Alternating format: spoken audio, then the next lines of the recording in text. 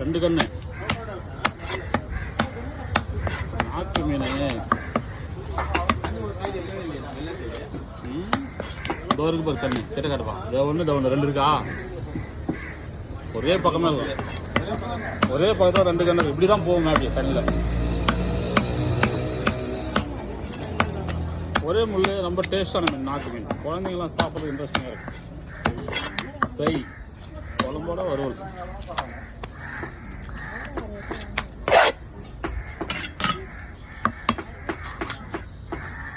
போட்டா